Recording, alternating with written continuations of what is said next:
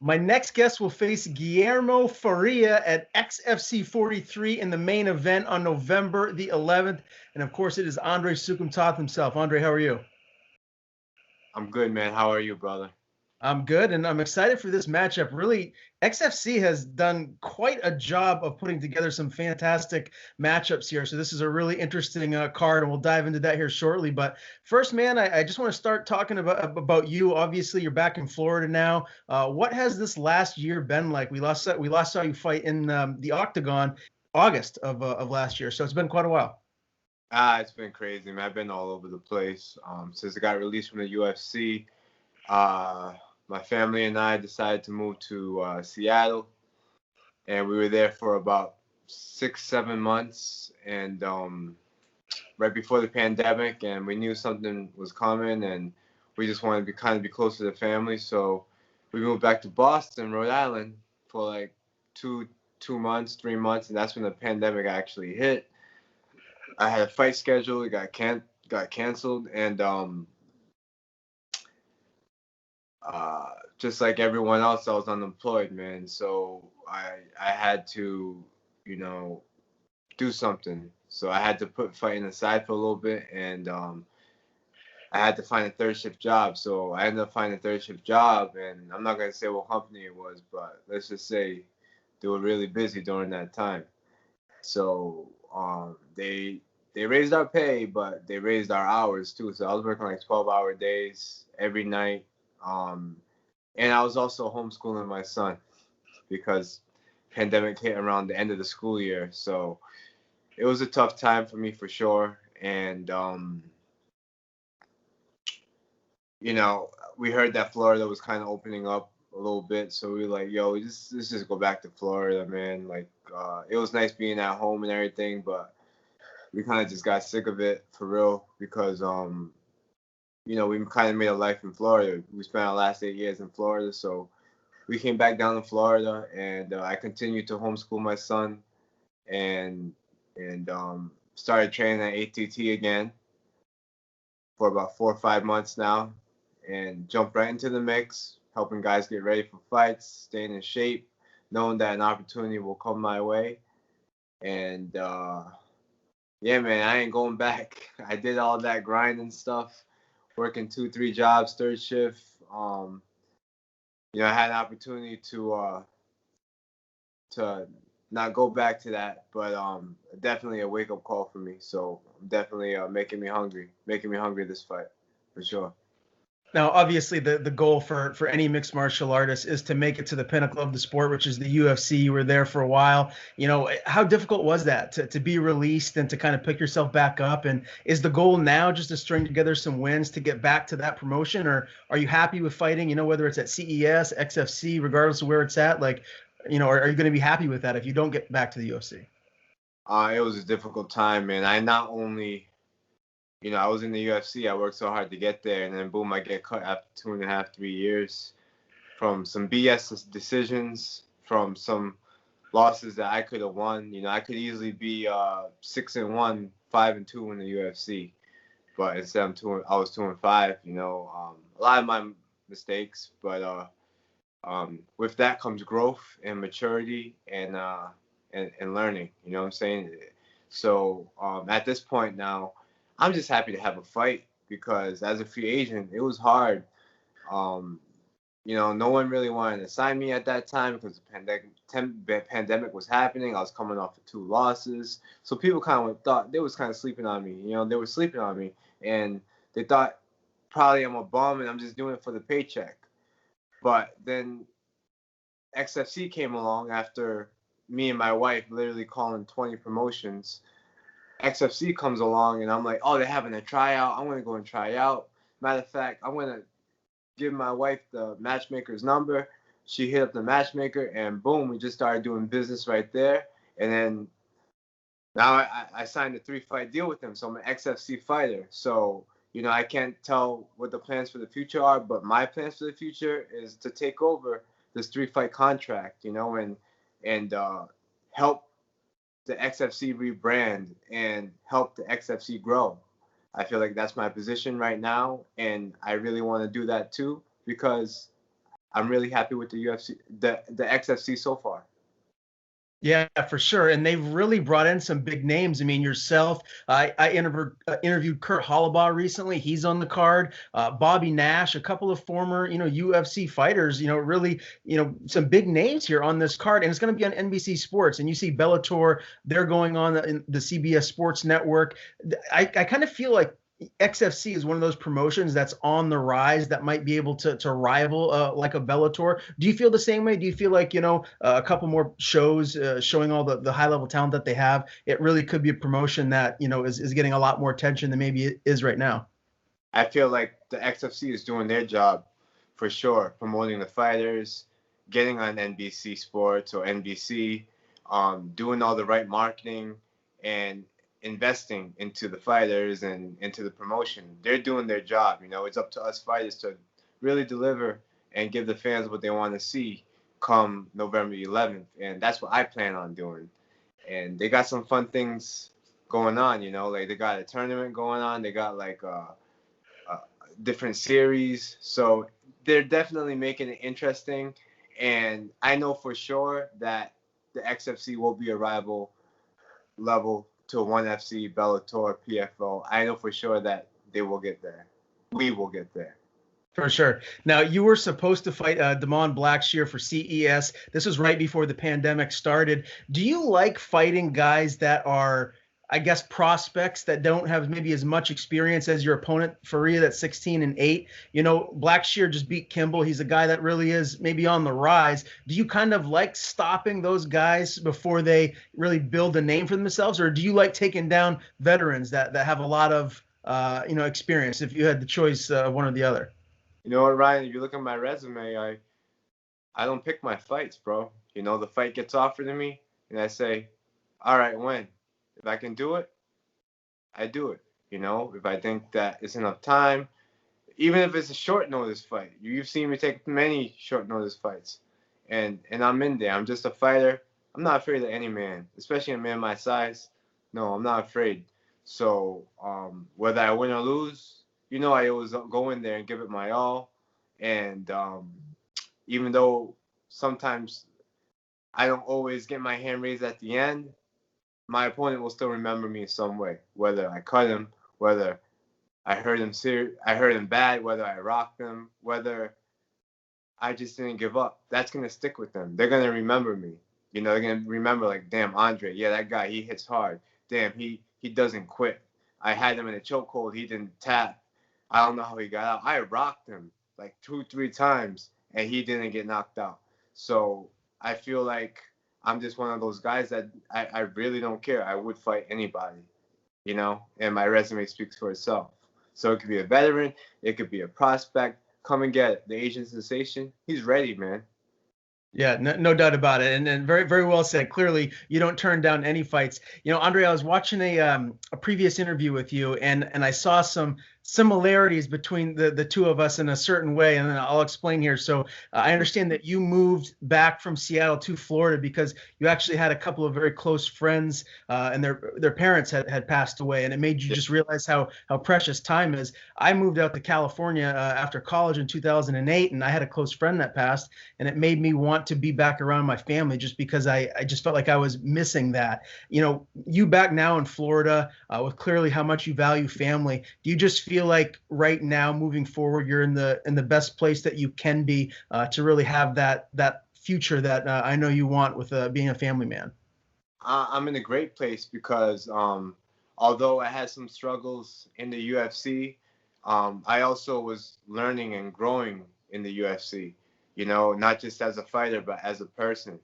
Now that I've gone through all those experiences and, I had to get knocked down pretty hard for me to realize it, but it's probably like a blessing in disguise. And that's how I'm looking at it because now I've always been family oriented, but there's no distractions for me now. It's fight, it's train, take care of my family, take care of my children, and that's it. No BS, no extra things, no going out, no, you know what I mean? It's just strictly business, and I'm happy with that. I'd rather have it like that. I'm at so much peace right now, and it's a beautiful thing, man. The silver lining of this pandemic must be you've gotten a chance to spend more time with your family. Am I right? Absolutely, absolutely, and sit back and think and say, damn, we're blessed right now, even during this pandemic. But even before the pandemic, we were even more blessed. So it's really important to count your blessings every day. Yeah, for sure. Now, I did see something on social media the other day, man, that I got to be honest, I was scared for you just watching it. You were like deep sea diving with sharks, and a shark came swimming by you, and I saw you kind of put your hand in, man. Tell me a little bit more about that because I literally I'm still scared thinking about it. It looked pretty traumatic just to be next to something that big and dangerous. Yeah, man, it was something I always wanted to do. I love the ocean. In my culture, I was born a dragon. So I love the ocean. I'm a water animal. I'm also a Scorpio. I'm a water sign. I just came back from the beach. I was doing some shadow boxing by the beach. I did a little bit of meditation, and then I literally jogged back to my condo. You know what I'm saying? So that's kind of the lifestyle that we're living here in Florida that we made for ourselves. And it took a lot of grind, it took a lot of hustle, but we're here now, and the goal is to stay here and to keep our children growing and blossoming into young men. But yeah, that's the lifestyle, man. And I came back, I got invited to go, and I was just like, you know what, I'm gonna do it. And I always snorkeled and stuff, and not with sharks though. Whew. So we was in we left the shore probably about 3 miles out, and we're about 250, 300 feet deep in the deep blue sea. So what happens is, we're with a professional, we're with a team, a boat driver, a person that's chumming for the sharks to come. So there's bait out there, open bait. So I'm over there in the open sea with these wild sharks, with them grabbing at this bait, mouth wide open, maybe 10, 15 feet away from me. And these sharks, man, I saw all kinds of. I saw little baby sharks with their mom. I saw big sharks, 15 to 20 feet, and it was kind of like going into a neighborhood. You're from the Northeast, going to a neighborhood, nobody really knows you. They're kind of side looking at you like that, but they don't really do nothing. But they're just grilling you. That's what the sharks were doing to me. They were like, "Who are you?" They kept circling around me. They were, at one time there was 30 sharks around us, and they were just circling us. But they're really gentle animals, believe it or not. They're gentle creatures, man. Like if it comes close to you, you literally can just smack it right in the nose, and it'll keep on going. You know what I mean? It was a beautiful thing, and I'm definitely gonna do it again after my fight, because the anxiety was leading up to it was kind of scary. Like I'm about to go in with a bunch of sharks, all kinds of different sharks, bull sharks, lemon sharks, tiger sharks, the most aggressive ones. Right. But as long as you follow the directions, keep your hands in, don't make no sudden movements. The sharks were cool, man. Wow. Well, that's what I was going to ask is what kind of sharks were they? So if you could compare walking into the octagon for the first time versus being in the deep blue sea with 30 sharks around you, what's the more nervous feeling that you get?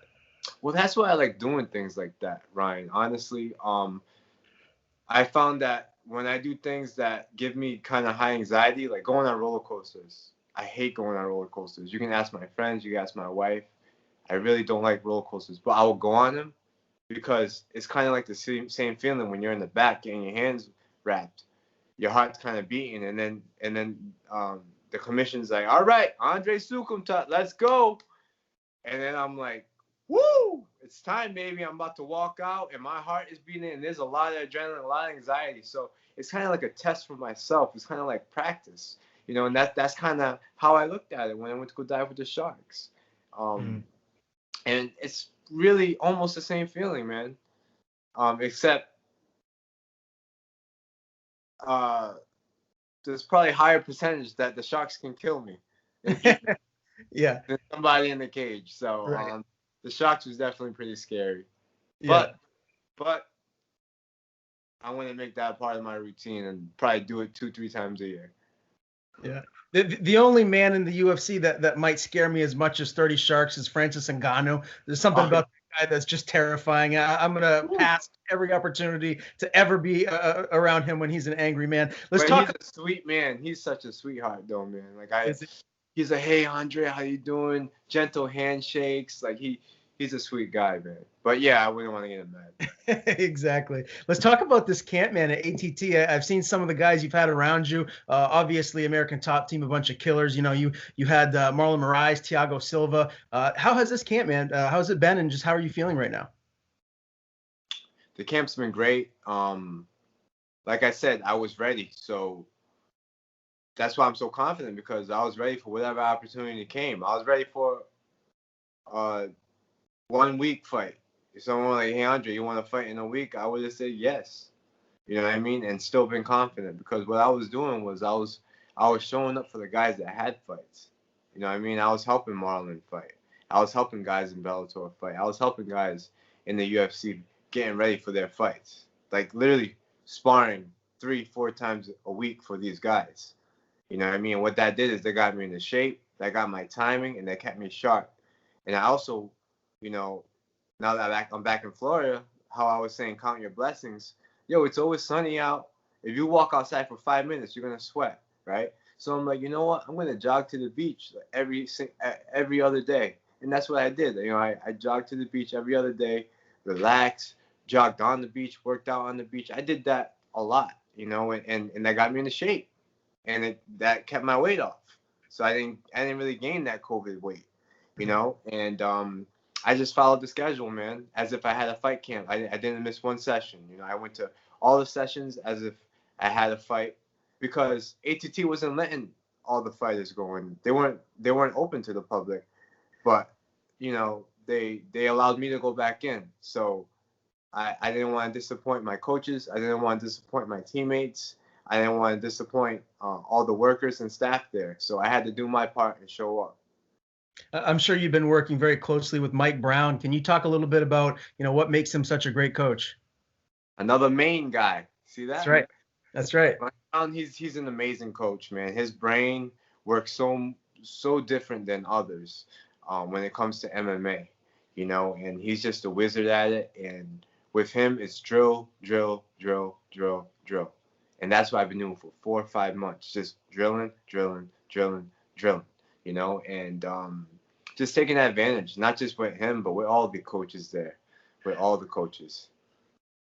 I also saw that, you know, recovery methods are very important to you as they are to any mixed martial artist out there. You see a chiropractor fairly regularly. Can you just tell me a little bit about what you feel like the most important recovery methods that there are for maybe just you particular as a fighter? I love the chiropractor. You know, shout out to my boy Ryan Alter. Because it literally makes you feel better. Like, you know how you wake up sore some days, you're in a bad mood, and like you go to the chiropractor, you're good for like the week. You know what I mean? Like, it's just like a refreshing feeling. Your body feels brand new, you know, and it's a good way to get blood flow through your system, you know. So I definitely really like the chiropractors. That's definitely one of my number one recovery methods. Of course, you got to do your stretching on your own. The sauna is great, but it's crazy because there's no saunas open right now. So you just got to go. I'm in Florida, so I just got to go outside, really, you know. And I also do ice baths. Okay, yeah. The sauna at my gym isn't open either, and it's killing me. I need that, and it's I just love the sauna. Yeah. Especially if you had a couple of drinks the night before and you want to get clean, man. That's it. That's the best place to go. Amen to that. Now, as far as this particular fight card goes, do you know what they're allowing as far as fans there? Are they going to be like socially distanced, or will there just be none at all? Do you know anything about that?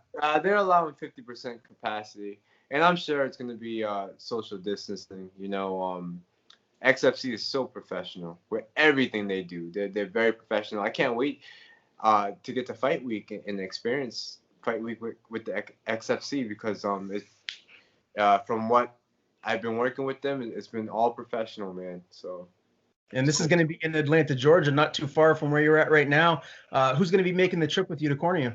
I'm going to go at ONE FC, 6-time world champion, Adriano Moraes. I've been working closely with him. And he understands Portuguese. He's Brazilian, so maybe he could tell me what the corner's saying. I'm just kidding. And Jucal. Jucal is a coach at ATT, and I know him pretty well. So he's already going to be in Atlanta, so it was a no-brainer that we have him corner me that night. The thing with ATT is, I would love to bring some of the coaches that I work with every day at ATT, but they're so busy too. They're at the UFC, at Bellator, and their schedule is almost like booked a month ahead. Yeah. So I understand, but it doesn't matter who's in my corner, man. I know I did the work leading up to this camp. I know I put the work in. So it could be my two sons in the corner, and I think I'll be fine. Now, your opponent, Faria, he's 16-8. He's a pretty good striker from what I can tell. When you look at this matchup, where do you feel like you're going to hold the biggest advantage here in this fight? I'm ready to bang, man. That's why I'm happy about this matchup. It's going to be exciting. It's going to be such a good main event because he's not afraid to throw, and he's a really good striker. I'm not afraid to throw, and I'm a pretty good striker. So when you put two guys like that, it's going to be fireworks, but I do believe in my power. I do believe in my chin, and that's the difference between him and I. Do you feel like you're going to put him out? I feel like if he can't last, if he's not as tough as I am, he will go out. I don't feel that he's going out. He will go out because anybody that's, not ready for these, look how big my hands are, bro. They're going out, bro.